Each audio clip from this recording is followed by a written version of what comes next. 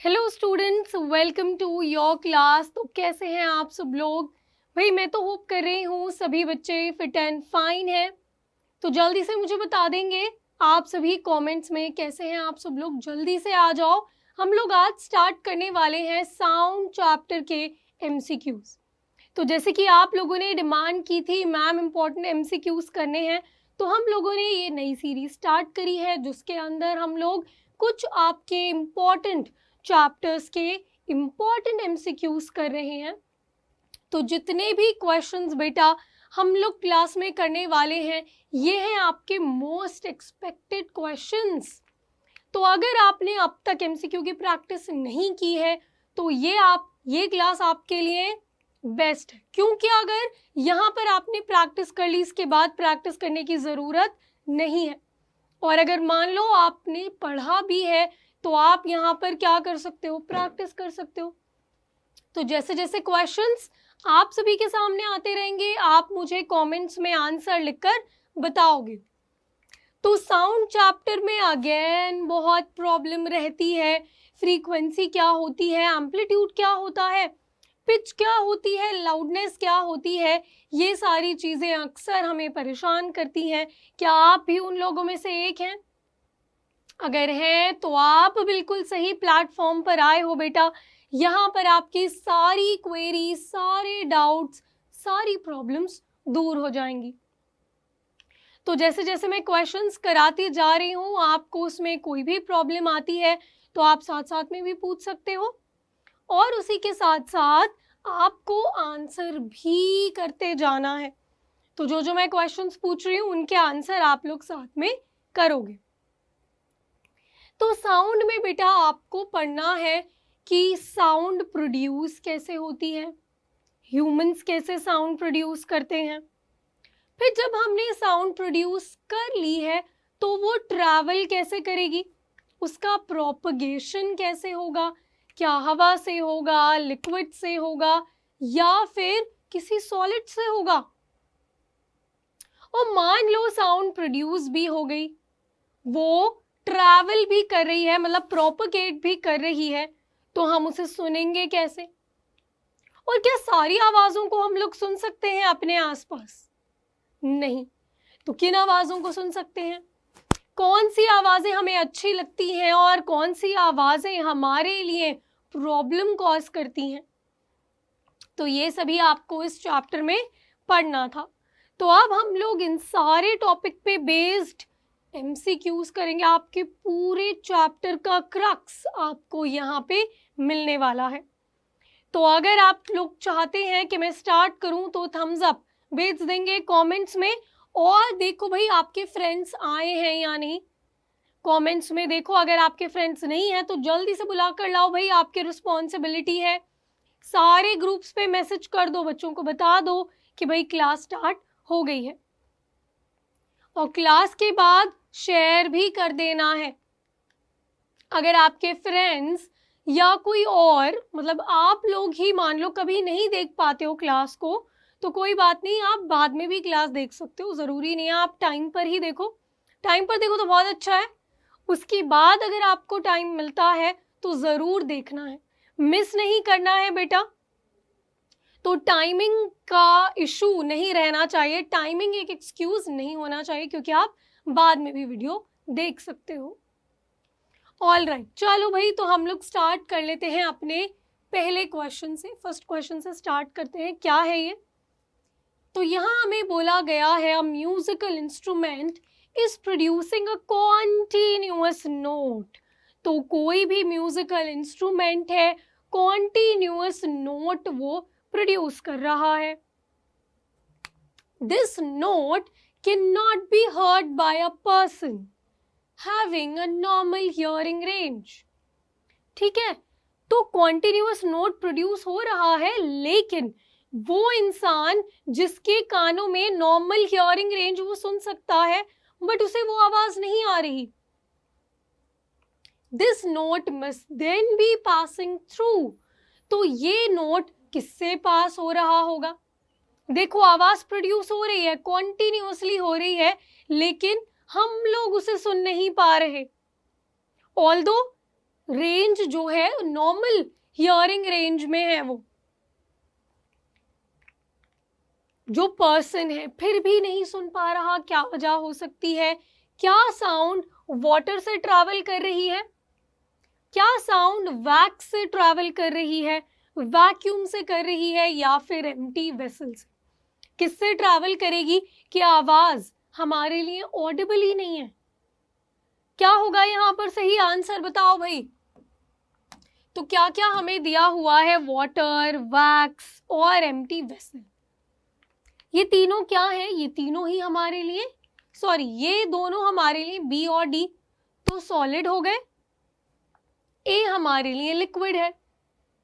हम तो जानते हैं साउंड इजीली ट्रैवल करती है सॉलिड से भी और लिक्विड से भी और इवन गैसेस से भी, लेकिन हम लोग साथ में ये भी जानते हैं कि वैक्यूम से ट्रैवल नहीं कर पाएगी।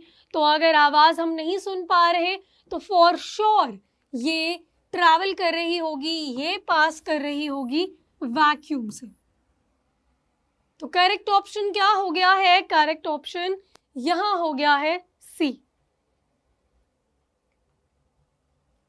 Then which of the following sound frequencies be heard by having a woman, by having, can be heard by having, can a woman मतलब इस क्वेश्चन का मीनिंग समझो क्या है कि इनमें से कौन सी साउंड फ्रीक्वेंसीज एक वुमेन समझ सकती है? तो क्या 25,000 हर्ट्ज सुनी जा सकती है? क्या ये ऑडिबल है? 15 किलोहर्ट्ज, 40,000 हर्ट्ज या फिर 25 हर्ट्ज? कौन सी frequencies can be heard by a woman having a? तो यहां पर क्या होगा? तो यहाँ पे आपको दिया है A and B, only D, B and C या फिर बी एंड डी। तो ये पता लगाने के लिए आपको क्या पता होनी चाहिए? नॉर्मल हियरिंग रेंज पता होनी चाहिए। क्या है भाई हियरिंग रेंज हमारी? तो नॉर्मल हियरिंग रेंज है 20 हर्ट्ज टू 20,000 हर्ट्ज, या फिर हम क्या कह सकते हैं बेटा, 20 हर्ट्ज को हम लोग 20 किलो हर्ट्ज भी लिखते हैं, ऐसे भी लिख देते हैं। 1000 को हम लोग किलो भी लिख देते हैं। तो देखो यहाँ पर 20,000 तो हमारी रेंज को क्रॉस कर रही है, तो ये तो हमारा आंसर नहीं होगा।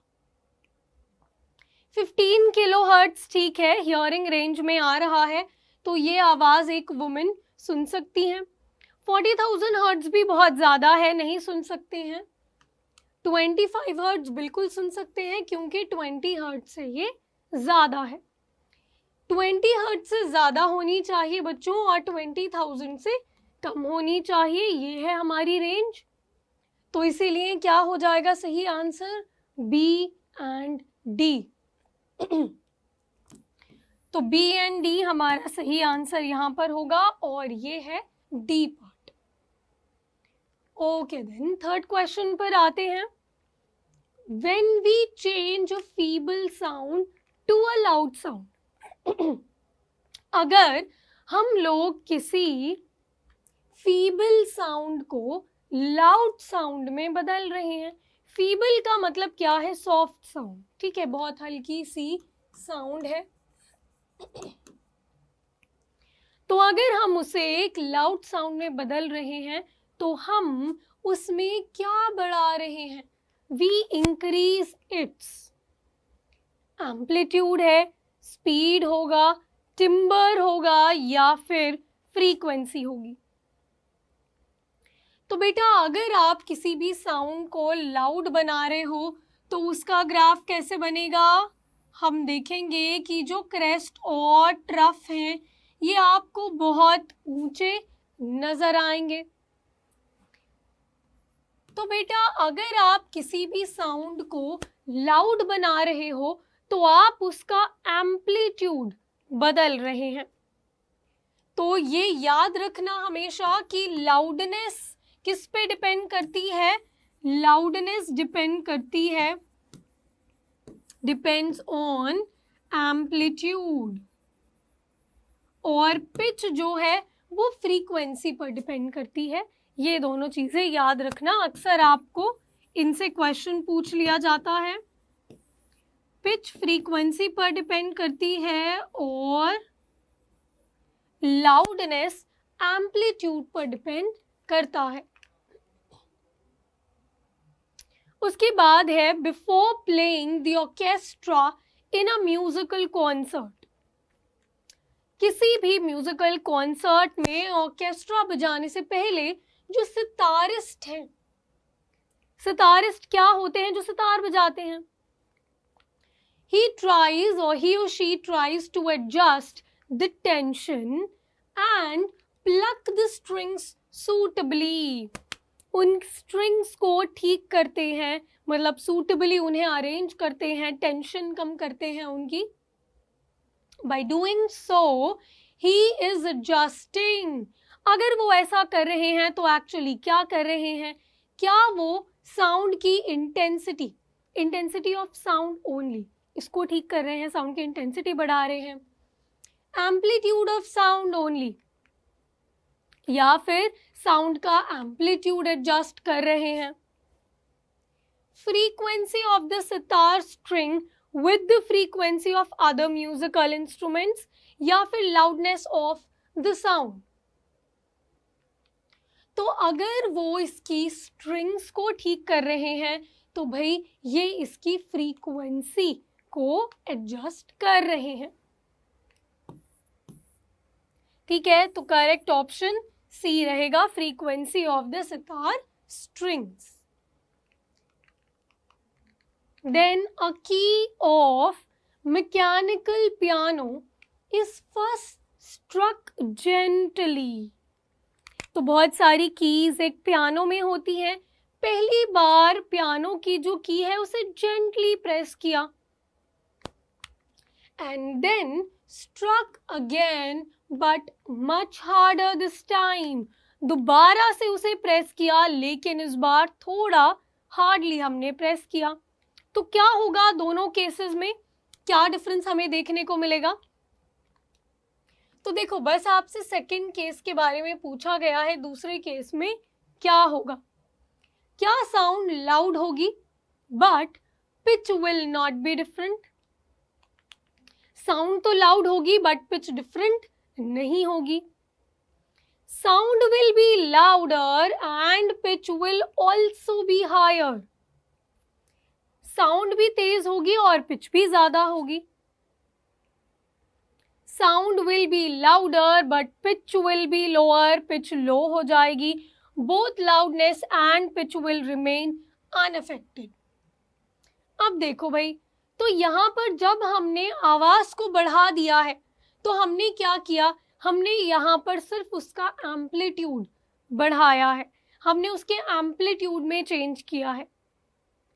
तो साउंड तो लाउड होगी लेकिन पिच का क्या होगा, पिच तो हमने नहीं बदली है उसकी, तो pitch will not be different. तो करेक्ट ऑप्शन होगा ए, साउंड तो लाउड होगी बट पिच डिफरेंट नहीं होगी।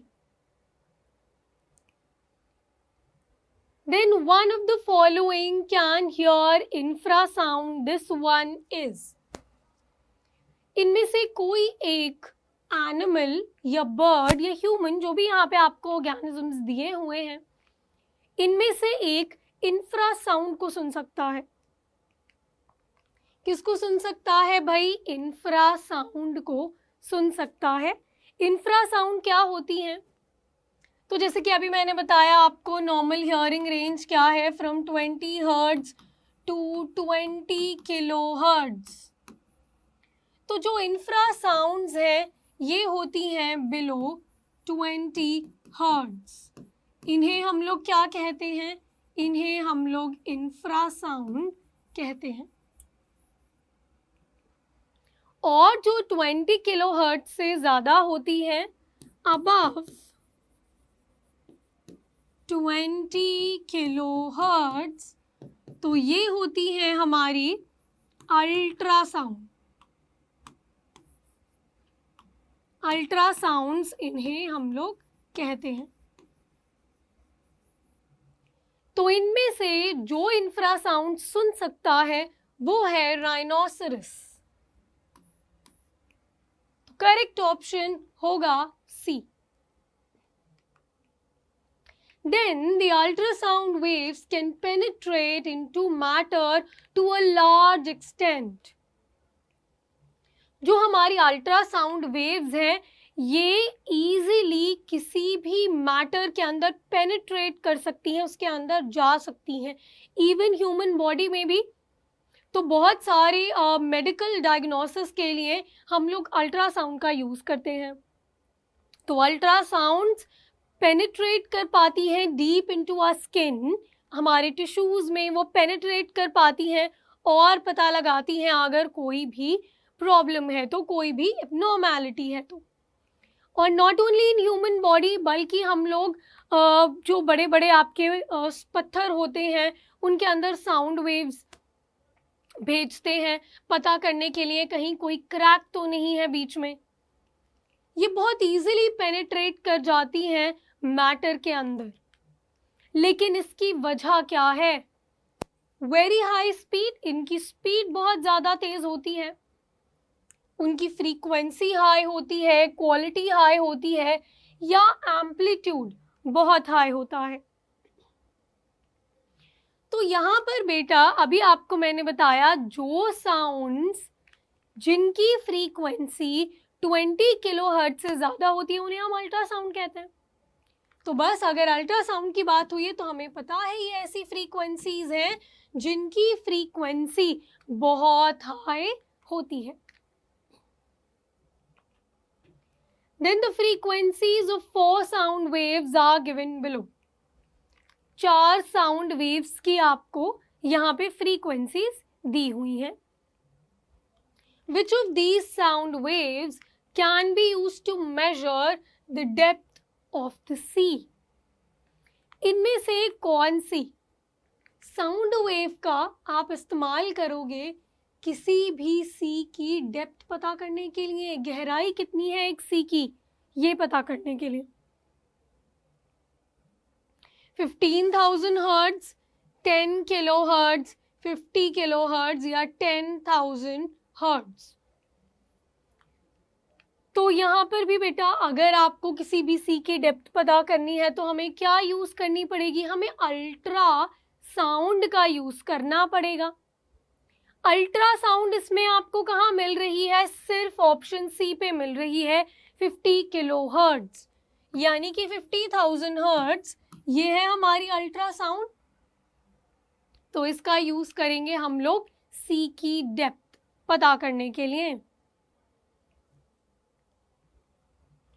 Which of the following frequency of sound can be generated by a vibrating simple pendulum as well as by the vibrating vocal cords of a rhinoceros? अब देखो थोड़ा लंबा question है लेकिन कैसे समझेंगे? क्या बोला जा रहा है बेटा? इनमें से कौन सी फ्रीक्वेंसी जनरेट की जाएगी एक सिंपल पेंडुलम से और as well as by the vibrating vocal cords of rhinoceros? तो इन दोनों की फ्रीक्वेंसी बहुत कम होती है, एक राइनोसरस के वोकल कॉर्ड्स के वाइब्रेट होने की और एक सिंपल पेंडुलम के वाइब्रेशन की। क्या होती है? बहुत कम फ्रीक्वेंसी होती है। तो यहाँ पर आपको बताना है बहुत हाई फ्रीक्वेंसी कौन सी होगी? सॉरी हाई नहीं, लो। तो लो की बात करें हम लोग तो यहाँ पर 25 हर्ट्ज दिया गया है, 5 हर्ट्ज, 10 हर्ट्ज या फिर 15,000 हर्ट्ज। तो बहुत लो फ्रीक्वेंसी होती है। तो 5 देखो यहाँ पर बेटा 25 हर्ट्ज दिया है, 5 किलो हर्ट्ज दिया है। सबसे कम फ्रीक्वेंसी कौन सी है यहाँ पर? सबसे कम हमें दी हुई है 10 हर्ट्ज। तो 10 हर्ट्ज हमारा सही आंसर हो जाएगा। तो सी है करेक्ट ऑप्शन। बढ़ते हैं आगे फिर 10th क्वेश्चन है, which of the following are used to study the growth of foetus inside the mother's वूम।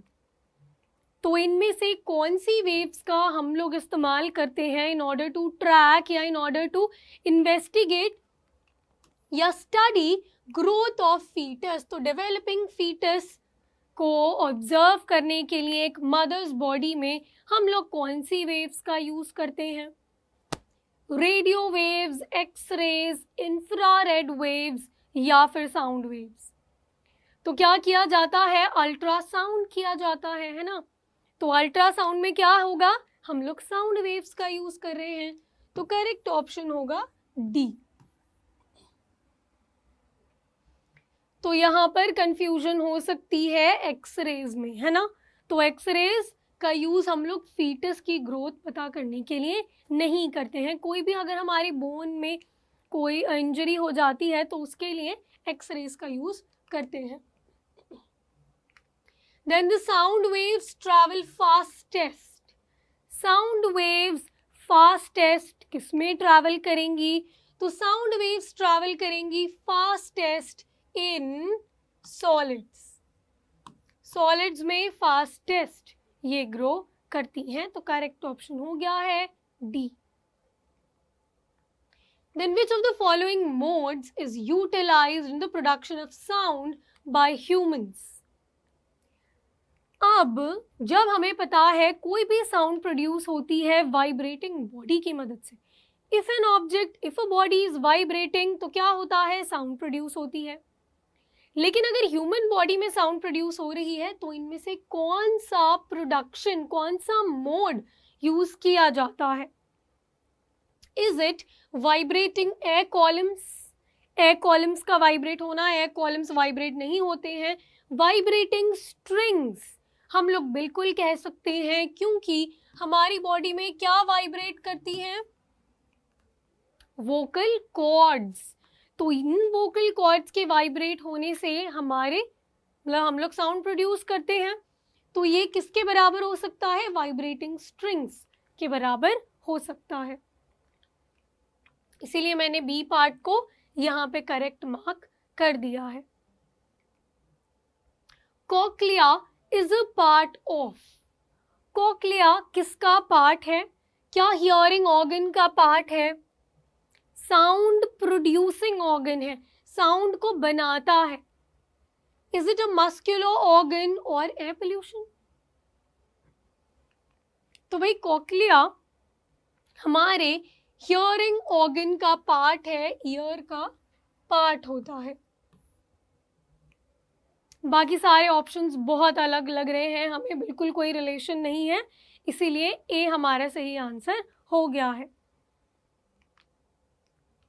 Then above dash decibel the sound becomes physically painful। हमारे कानों में दर्द होगा अगर हम कितने डेसिबल से ज्यादा की आवाज सुनेंगे तो?